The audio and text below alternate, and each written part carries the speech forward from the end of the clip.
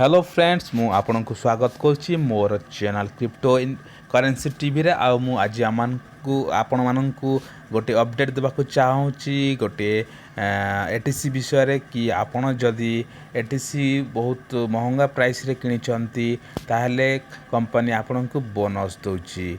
तो आज एमडी सा सुभाष जेविरिया लाइव आसी फेसबुक तंकर पेज रे आउ से अपडेट देछंती डिसेंबर 15 सुधा एटीसी प्राइस जहाँ मूल्य थिबो से हिसाब रे लोक मान को बोनस दिया जीवो। तो मु आपण मान को कहबा को चाहूचे आपण केते बोनस पाइबे। देखंतु आपण जदि 100 टंका रे एटीसी कॉइन परचेस करछंती गोटे गोटे कॉइन को जदि 100 टंका रे आपण परचेस करछंती तो आपण टोटल 50 टा कॉइन पाइथिबे हला। तो जदि डिसेंबर 15 तारिख गोटे कॉइन रो दाम 50 टंका अछि ताले कंपनी आपण को आ 50 टा कॉइन बोनस देबो। जदि आपण 60 टंका रे किनि अछंती ताले आपण को 40 टा कॉइन से कंपनी बोनस देबो।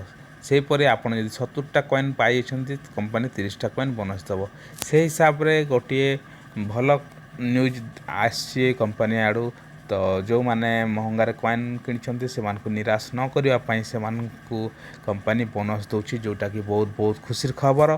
ता संगे संगे आहरी अपडेट माने मध्य देइछंती सर जोटारे आपण देखि परिबे जते नुआ नुआ इंटरनेशनल कॉइन आउछि से समस्त को आपण माने डायरेक्ट क्रिप्टो इनबॉक्स रो मार्केट प्लेस रो आपण को एटीसी एक्सचेंज करके ता किनि परिबे। ता गोटे बहुत बड़ भल खबर। आउ ता संगे संगे ओहो कैश रे मध्ये आपनकर ट्रेडिंग आपण सिखि पारिबे करि पारिबे आउ सेठी भी पैसा रोजगार करि पारतिबे। तो आपण माने से वीडियो से माने बनौछंती आ ताको अपलोड करला पर आपण से वीडियो देखि आपण किपरि ट्रेडिंग करि पारिबे ओहो कैश रे ता मध्ये आपण जानि पारिबे। ता संगे संगे सार कहते से आहरी 2-3टा इंटरनेशनल एक्सचेंज रे एटीसी को लिस्टिंग करबा पई प्रयास चलेछंती। तो ताहा भी हे जीवो ताहा ही गले आम समस्त पई बहुत भल हबो कारण इंटरनेशनल एक्सचेंज जेते बेले हमर कॉइन लिस्टिंग हेबो सेते बेले से कॉइन रो वैल्यू ऑटोमेटिकली बढ़िबो।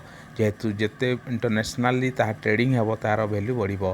ता संगे संगे जहाँ सब सर्विसेस अछि जेमिति एटीसी कैबल एटीसी मॉल समस्त सर्विस जेते बेले आसी जीवो मार्केट को तो कॉइन पई ताहा संभु बेले ताहा आहुरी भल काम करिवो। तो यही छुटिया अपडेट 3टा 4टा अपडेट जहाँ देले से अपडेट मु आपन सहित शेयर करबा पई चाहूतिली। तो आपन भल खुशीर दिन फेरी कारण किछि मास गोटे 2 मास जहाँ नेगेटिव जिनस थिला कंपनी आड़ू आउ जहाँ न्यूज फ्यूज आड़ू तो से सब जिनस एबे सब ठीक हो जीवो। आउ मो भावुछि डिसेंबर 18 जनवरी रे हमर एटीसी कॉइन पूरा पूरी स्मूथली चलिबो आउ ठीक से समस्त जिनस हेई पारिबो। आउ जते जण सुस्त पड़ी छन काम रे से माने पुनी भल भाव काम करथिबे आउ से माने आउरी अर्थ उपार्जन करुथिबे।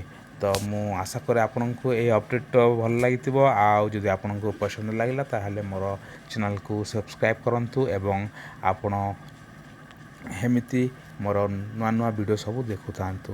Thank you.